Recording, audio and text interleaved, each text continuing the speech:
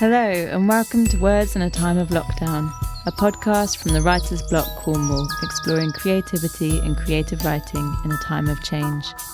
The Writer's Block is the creative writing centre for Cornwall, and I'm Polly Roberts, a writer and member of the Writer's Block team.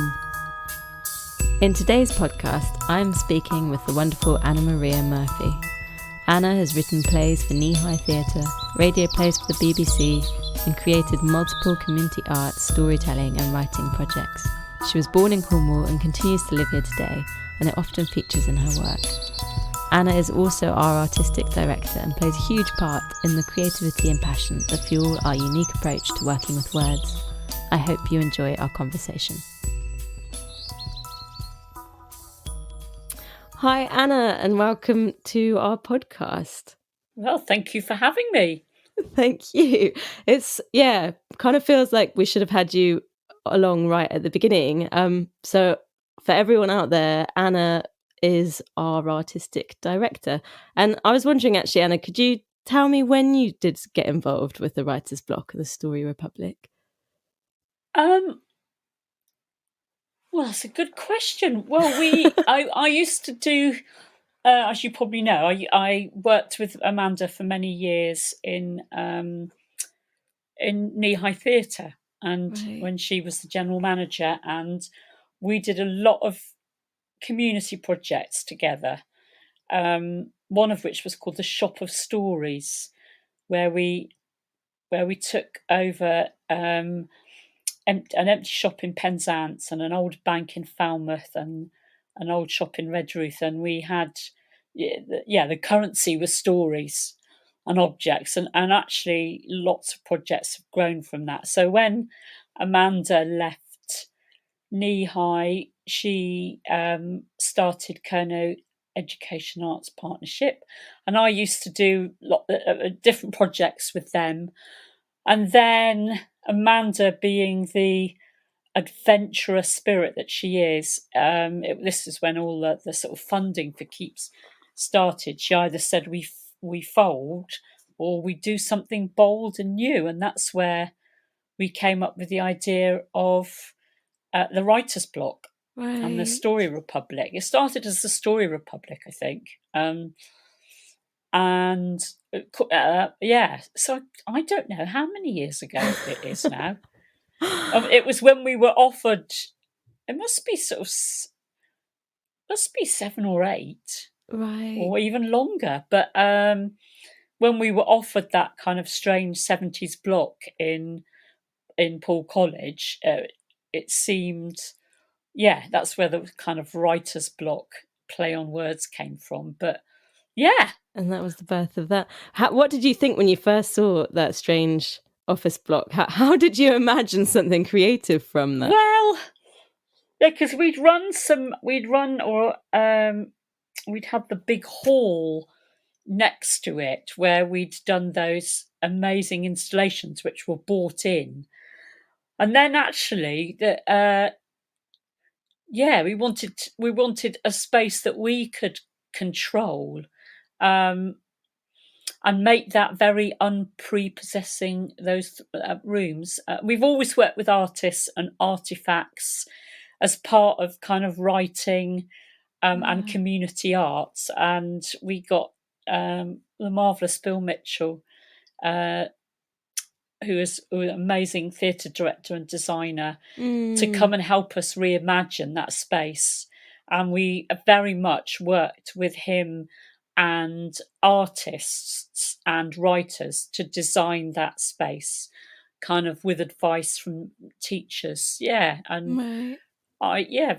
proud of that space, which we've now lost, but something else will come. Absolutely, and it will be just as good, if not better, coming from the present place that it's at now. But it could be nothing without that initial kind of vision that you guys had.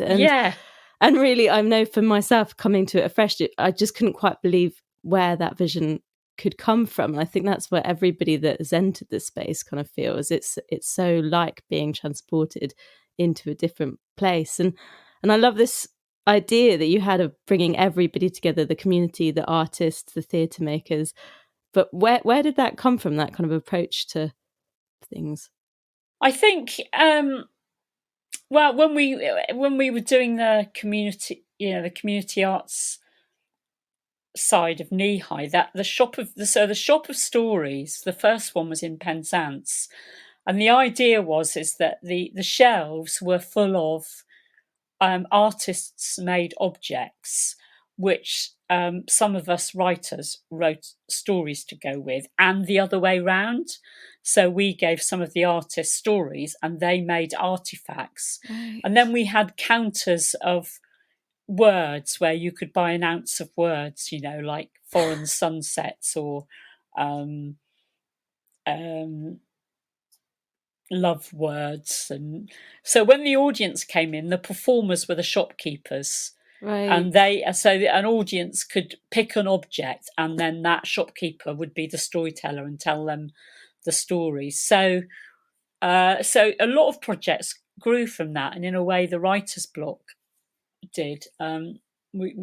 Myself and Alice King did that first shop of stories. So we've always, and Kneehigh was a collection of visual artists, designers, musicians, writers, performers. So we've used all of that toolkit came into the writer's block, and it was really fitting that Bill Mitchell helped us realise it, because he was artistic director of Kneehigh for many years and encouraged those sort of installation. And a lot of us, if you go to Bill's attic, you can see where a lot of influences have come from his attic and his way of working and objects. We all feed into each other, I think, in this it really does feel like that, doesn't it? It's all really symbiotic, and it's just created something that you couldn't have ever foreseen, really, one person individually. But I do get this feeling often that there was this heyday in Cornwall of all of these creative projects kind of being birthed at the same time. Did it feel like that at the time? Yeah, no, it did, absolutely. There was a lot of so Sue Hill, who was Bill's partner, worked with Kneehigh, and her and I ran a lot of the community arts projects with Alice, and Alice and Sue had both worked for a company called Welfare State International, and I went on a summer school to learn some of their methods of community engagement. They were and that's where all the kind of lantern making, street processions came from, that we brought to Cornwall, me, Sue and Alice, I think, which grew into Tom Bocock's Eve, which then grew into City of Lights and the Galawan Festival, and so those skills learnt from elsewhere, we all brought back to Cornwall, and me going on that summer school really made me see the possibility of that kind of work and that way of engaging in the rich stories that already are in Cornwall and traditions, but bringing something new to them. And it makes me very proud when I see the Galawan Festival still happening and the City of Lights, and all came from those early days of us doing community arts in Kneehigh and Welfare State. It's a big melting pot. Yeah. And Cornwall, also a lot of people I knew had gone away to art school, ended up coming back to Cornwall. Because actually Cornwall, on the art scene, is very cutting edge. It's not parochial and all about kind of picture, but there's some really sort of cutting edge contemporary kind of visual arts and theatre and music down here, and we're a small pool, so we work with each other. Yes, and actually that really suddenly makes me think that melting pot is almost what makes it so unique in its ways and what comes out of it, because of that small pool, everybody really gathers together and then something completely different comes out between. Absolutely. I wonder whether you felt like that was always the case in Cornwall, that it kind of had that rich art scene. I think it did, but it was quite a classical. Well, no, that's not true. Actually, there was the sort of the Stanhope Forbes and the Wilhelmina Barnes Graham, but then there was the sort of the St Ives and the Newlyn School, really contemporary, the kind of visual arts, and there's just always been a link, I think, between and a lot. Dylan Thomas was inspired to write Bits of Milk Wood when he was down in Mousehole on a bit of a honeymoon. So artists and writers have always come to Cornwall. So there's always been that kind of that fizz. But I think you're right. There was like a real heyday, and there was much more. There was a funding pot called Creative Partnerships, right? Which actually it kind of stopped, but actually it did leave a really brilliant legacy of artists and writers working in schools, which Keep was a huge part of, and I think that's had a tremendous influence.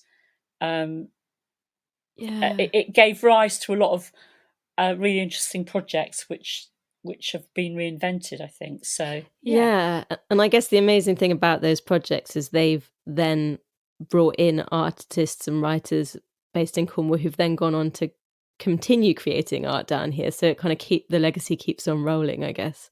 Yeah, I mean, it's very hard to make your living just by the create. You have to have many strings to your bows, which many people do. So to be able to teach or run workshops or collaborate with others has been necessary to survive, I think, Danny. If you want to live here, you have to do a bit of everything, as you probably know. I absolutely do. Yeah. And I know that, so you have many strings to your bow in terms of your creative outlets. You write in multiple formats, but did you always write? Yes, I mean, when I went to college, I trained to be a teacher because I didn't know that you could go and do something creative, like a creative writing course.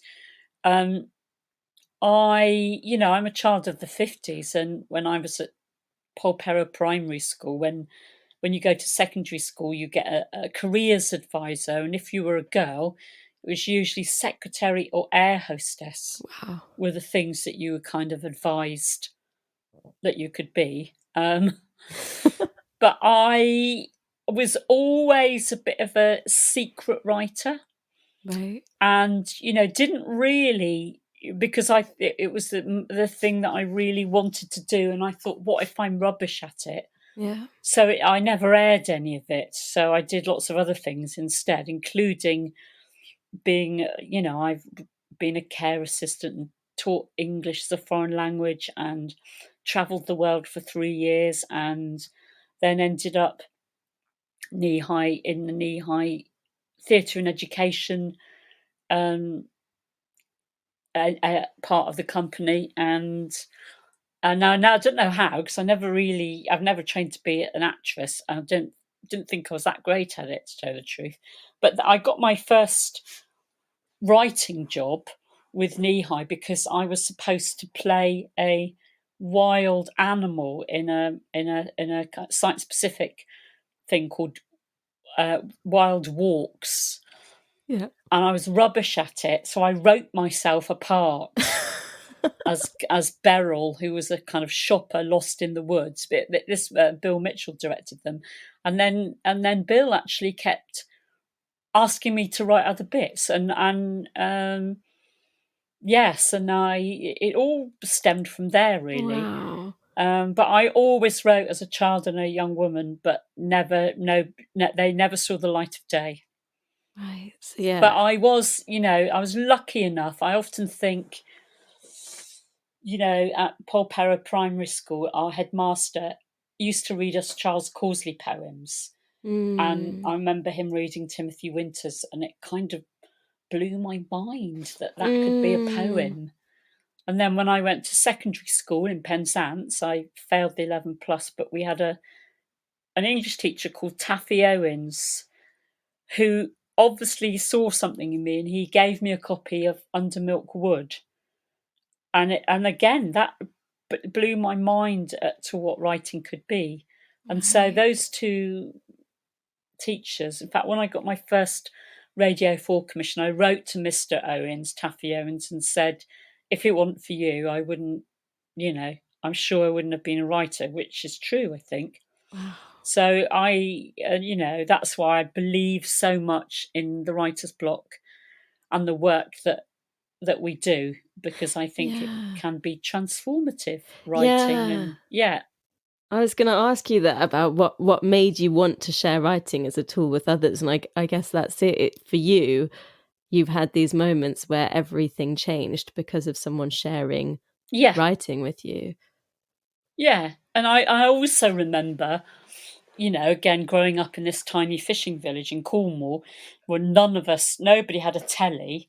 Yeah. But I was listening to the radio, must have been about 10, and Roald Dahl was on being interviewed about his writer's shed.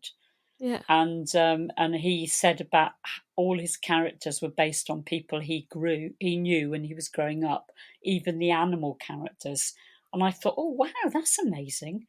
And that really stuck with me. And a lot of my stories are based on truth, and I fictionalize them, I suppose. But so there are those, I'm sure you can, as a writer, plot those revelatory moments where you think, they sort of stick with you. Absolutely. Yeah, no, I mean, I definitely, in a similar vein, it's a couple of teachers along the way who just caught on to the fact that I loved writing and ran with it, and like you say, either shared literature with me or just encouraged me to write something for any occasion that they could come up with. And I think if it weren't for them, I wouldn't have kept on going. But it's interesting trying to think of that thing, whatever it is that's got sparked in you in the first place. It's really hard to kind of put your finger on what is it that means the words really got inside you. And they also, that's the other really interesting thing, is that both my head teacher at Paul Perrow and Mr. Owens were brilliant at reading, like reading poetry or passages out, and that I can still hear their voices reading these those pieces of work. And so that is, that's what's so great about our story Republicans. Is not. I mean, interestingly, we do a lot of Charles Causley, but also when they read young people's work out or children's work out and make it sound brilliant, that is such a lift, I think.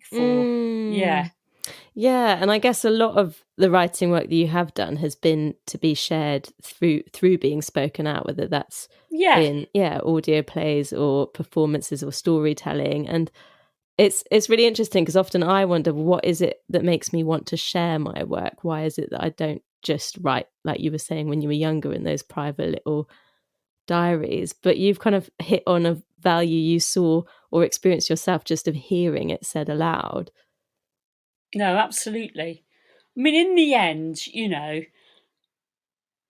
I feel this isn't, I think there's only so much you can write about yourself in a diary, and then it becomes a little bit. I think if you want to write, then you must want an audience to hear it, because that brings it alive, or to read it. Otherwise, if it isn't shared, it doesn't live. And also, you don't know whether it's any good or not. You have. I think if you're. It doesn't matter who the audience is, or that you ever become famous, but if it lives in front of an audience, I think, or somebody reads it. Otherwise, it's just diary writing, isn't it? Or scribbling that nobody sees. That word community is kind of coming back to me. Thinking about that symbiotic relationship you were saying about all of the artists having with one another, feeding into each other. And I'm just thinking that all of your work has often involved, sharing your own work to be spoken out loud, and then also encouraging and teaching others how to find the tools to then share it themselves. So there's kind of this cyclical nature of allowing everybody to come together and share their stories together. Yeah, no, I hope so. Yeah. Yes, it does. Oh, thank you. Oh, good. So I wondered, did you always live in Cornwall other than these 3 years of travelling away? Because so you've returned to a village that you were in when you were quite young, is that right? No, I was born in Polperro, right, which is a tiny fishing village the other end of Cornwall, near Looe, and you know, it was an extraordinary place to grow up because there's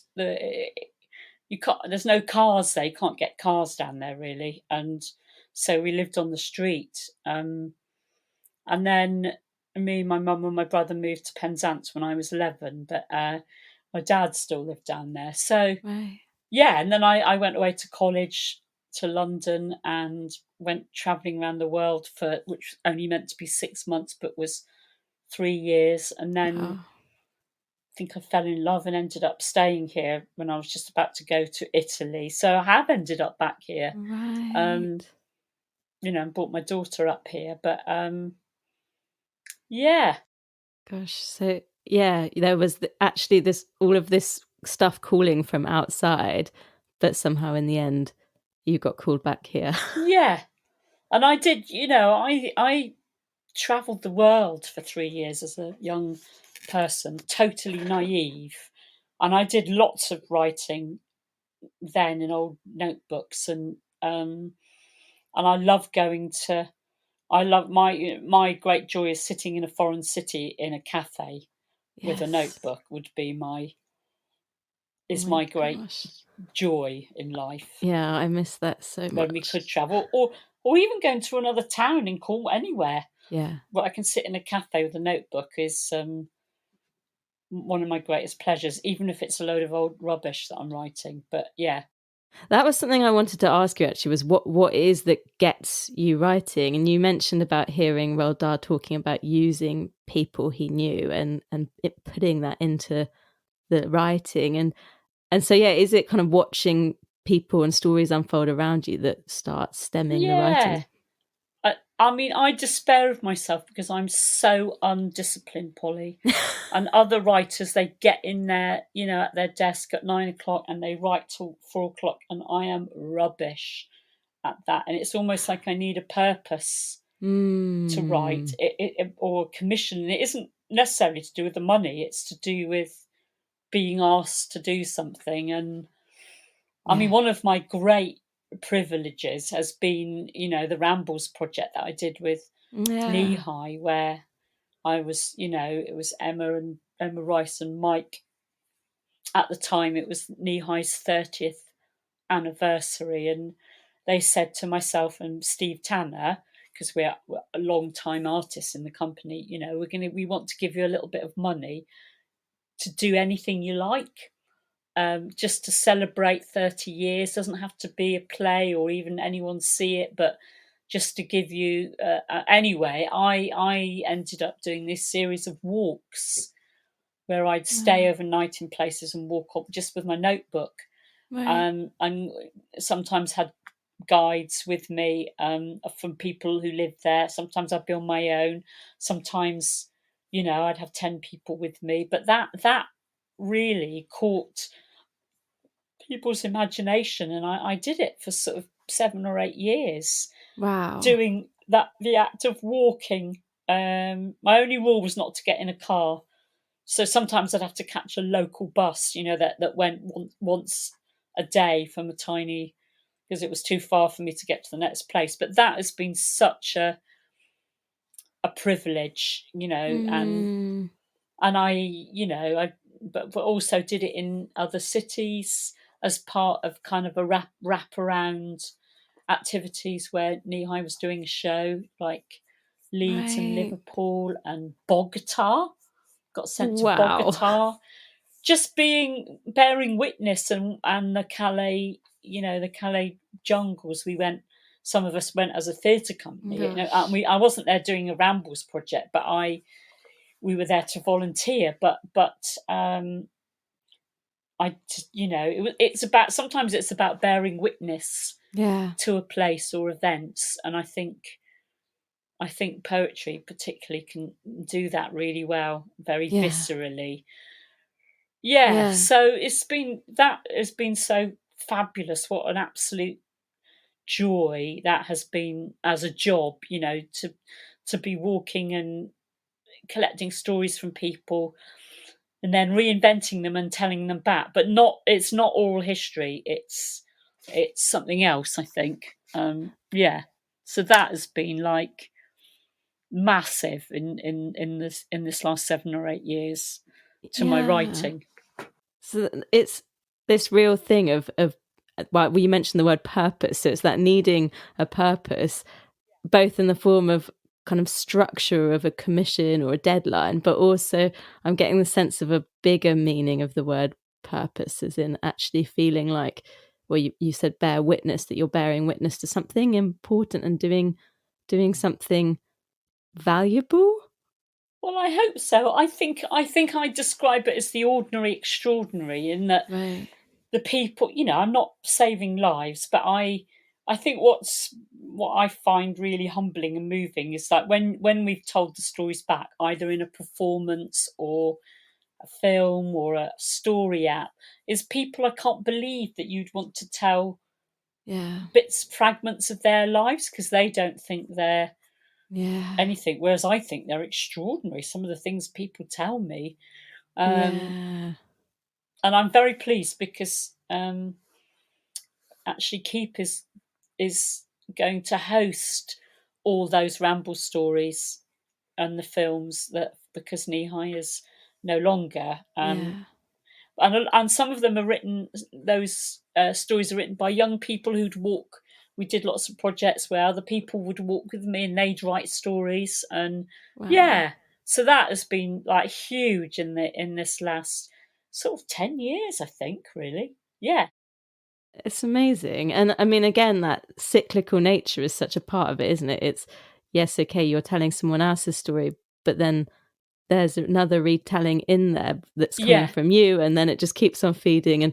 And that rhythm that I'm kind of feeling as I'm saying this, I guess, naturally lends itself to walking and to rambling. And well, now I'm thinking of double meaning of rambling too, like, which I guess was part of your intention in the title. But well, we did, that we've kind of done similar things with the writer's block and the story. We went and did the Lou and Liscard and Polperro things, which are really a bit like my rambles, and then Olivia and Keith and Joe and wrote great postcard stories, and the postcards were delivered to the and then in the Random Acts we did some clay stories. So that model, I mean, it just works. So why not do it? Walking around a place, meeting people, collecting little fragments, turning them into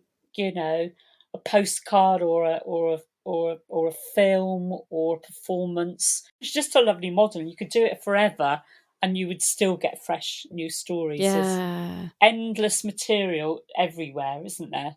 I guess that's the thing, isn't it? Why search so hard to try and invent something new when there is just literally stories unfolding all around you all the time?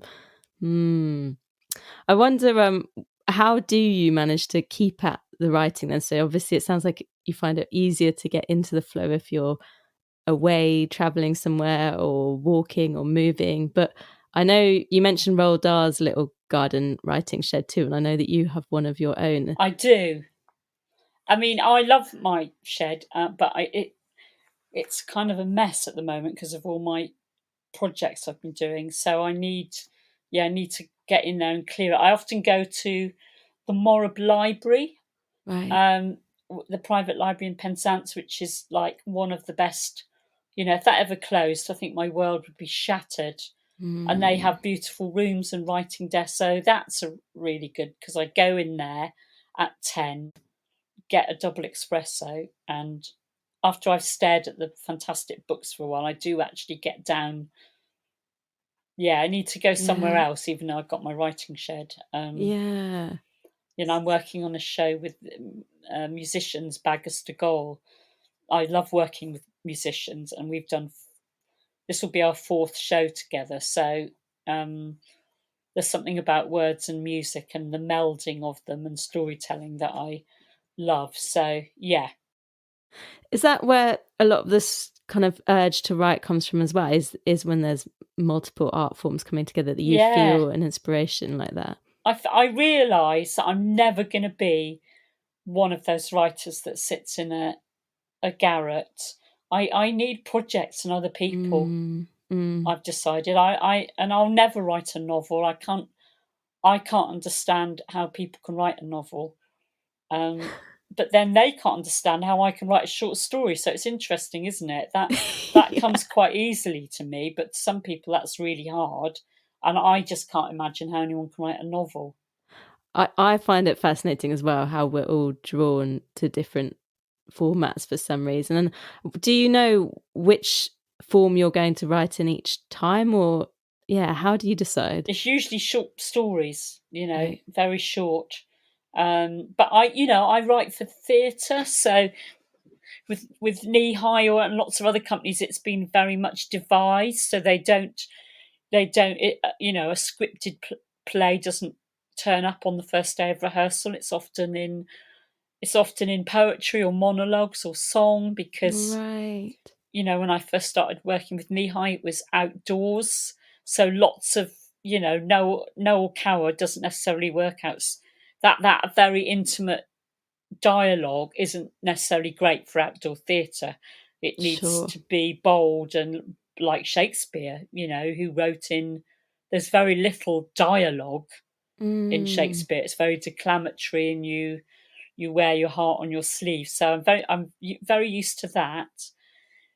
When I got my first commission for Radio 4, I was asked to write a short story, which is 15 minutes long, and I thought I'll never be able to do that. Never, because my stories are 2 minutes long, 3 minutes long at the most. I thought, and I almost gave the money back and said, look, I can't do it. And then I did do it, and then I got asked to do a 45-minute play, and I went, no, I'm never going to be able to do that. Never. But basically, it's lots of short stories joined together.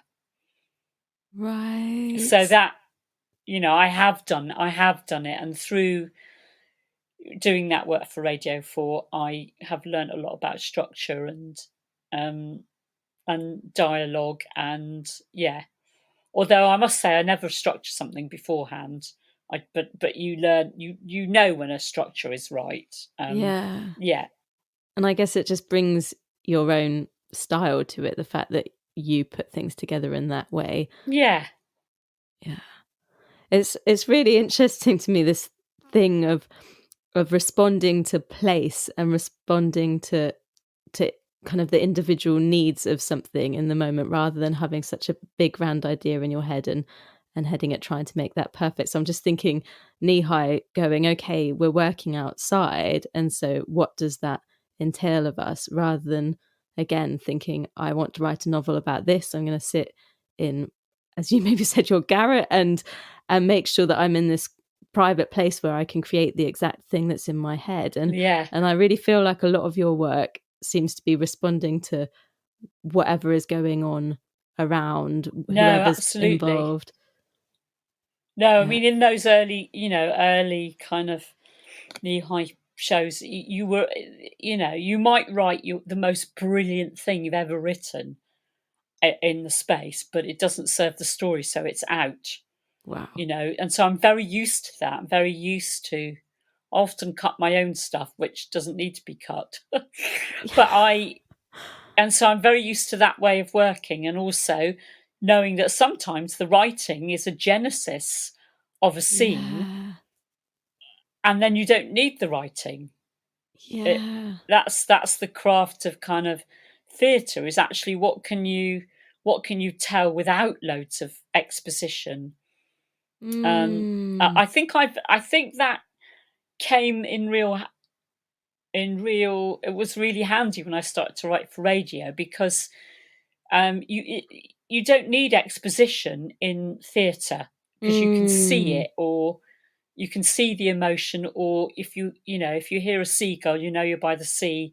So when it came to radio writing, even though I was very unexperienced when I started, I never fell into that trap of too much exposition, right? Which you can get with radio audio. It's like, because you can't see it, you have to, no, it's interesting. I think it's really easy to get there's the classic kill your darlings, and them being so darling because it's so easy to get really precious around our idea or our words and what we're putting down and what we've already put down. And something that I've been thinking a lot about recently is just the work that goes in before the final product. And I know that I'm struggling at the moment with coming to terms with that, okay, I don't know what I'm writing yet, but that's because every single project that has come into fruition has come through years and years of playing and messing around and random bits that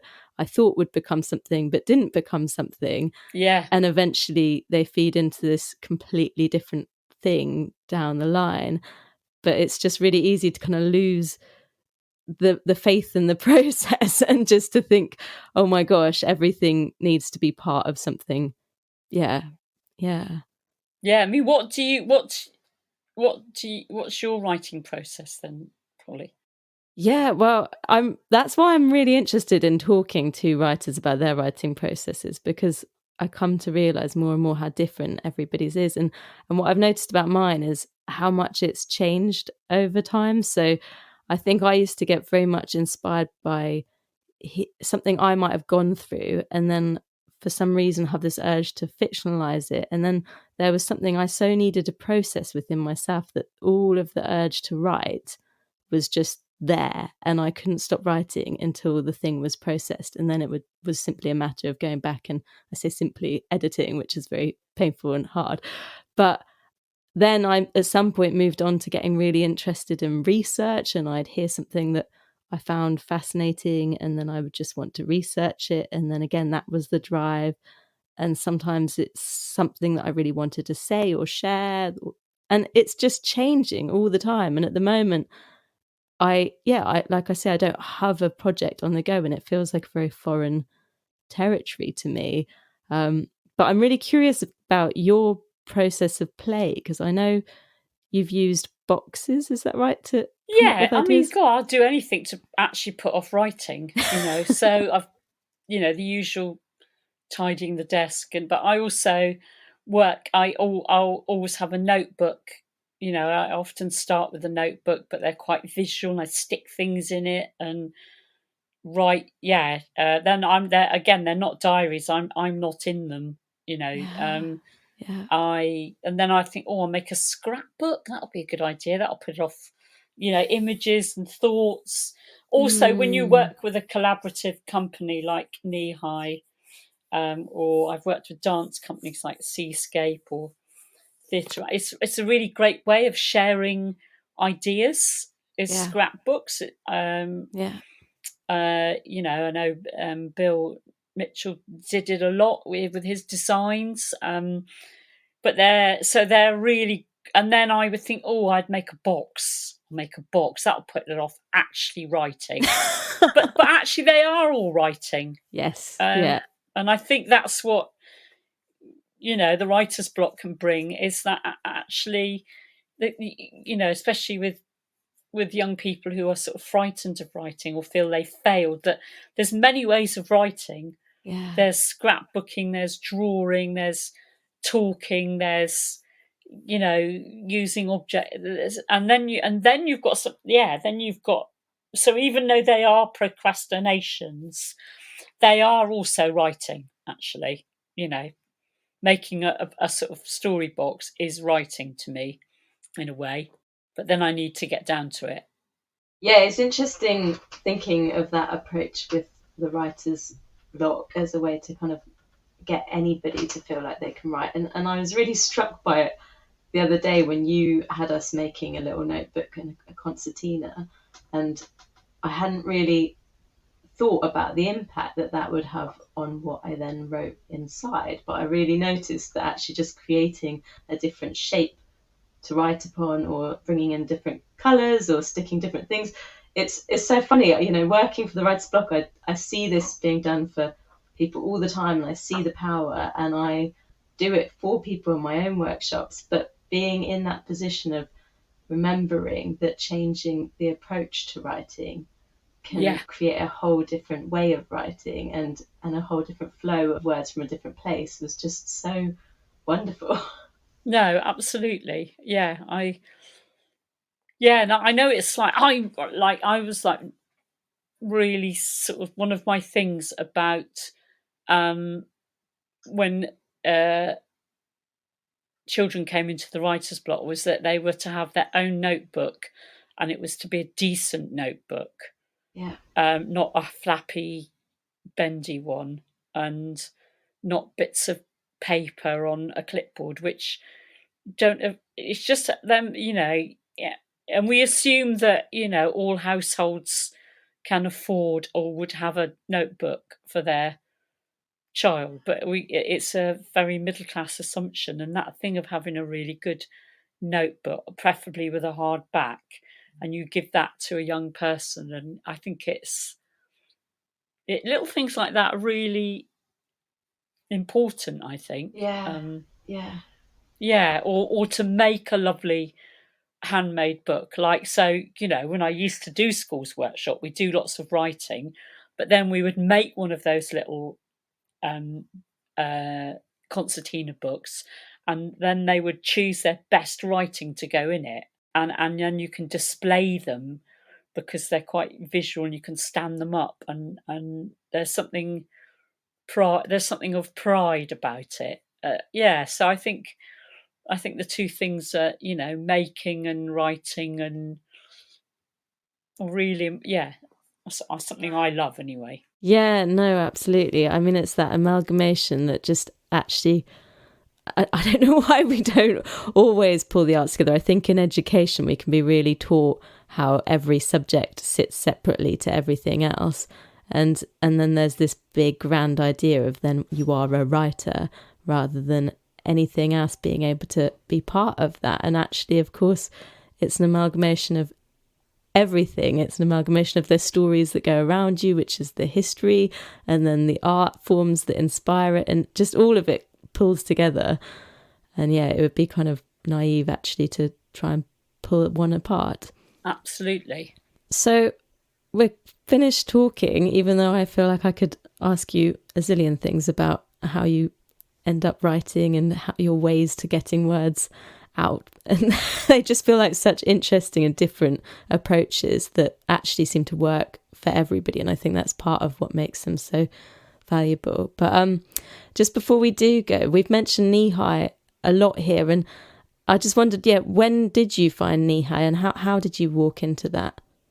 Oh, well, it was quite curious, really. I was working at a place called the John Daniels Centre in on the outskirts of Penzance, which was for adults with special needs, kind of learning difficulties, or and I was like a care assistant there, and the staff at the time were hugely creative. Brilliant. It was a brilliant place, really extraordinary. And I went. I think I booked. I'd heard about Kneehigh Theatre, and I booked them to come and do a mask workshop in the John Daniels Centre, and I met some of them, and this mask workshop they did was sort of extraordinary. And when you put a mask on people, you can't see their disability, and it was extraordinary. And then I went to see a show of theirs in a primary school with some of our students from the John Daniels Centre, and and I got to know one of them who thought that I ought to come and audition for the theatre in education. They were doing a show, and I went to this kind of this old village hall up in the clay country with no windows, with this extraordinary group of people. We didn't have Arts Council funding or anything then, and somehow I ended up in the theatre and education company, and while the rest of the company were on a kind of doing a show called Tregeagle. And it was brilliant because it was the time of the LEA, and so we were funded. We went to every school in Cornwall virtually over 9 months, doing 2 shows a day. I don't think I've ever worked so hard in my life. Wow. And saw the power that theatre and storytelling had on children. And I remember the one theatre company that came to our school in Polperro. I've never forgotten them, and how extraordinary that was. We just had them one theatre company in my whole time of being in school. So I got to know Cornwall really well, and schools, and it's where I learned all my workshop skills. Was doing we used to offer a workshop with the shows that we did for infant and juniors. I learned all my workshop skills from doing that, even though I trained for a teacher for 3 years. Right. And a lot of drama games are about ideas, and they're writing as well, that improv stuff. That's where you come up with ideas. So full cycle again. It all feeds back. They all feed back into each other, and it's brilliant, really. I've had a very lucky life in that sense of being able to work with brilliant people, and my true heart is with the Writer's Block. I think it's such it's always had great integrity, a great group of mostly women, but just lovely, unegotistical group, who like yourself and Helen and Amanda and Will and all of this. What a delightful organisation we are. It's all about collaborating. That's what I think. It is. Yeah. We'll end on that. It's all about collaboration. And thank you for collaborating with me again tonight, and for having this conversation with me. It's been so nice. Bye. Bye, Polly. Thank you for listening to this season of Words in a Time of Lockdown. Next year, we're going to bring you a brand new podcast, so hit like and subscribe to see when the first episode comes out. Sound and editing from Jimmy Marshall at southwestsonic.com.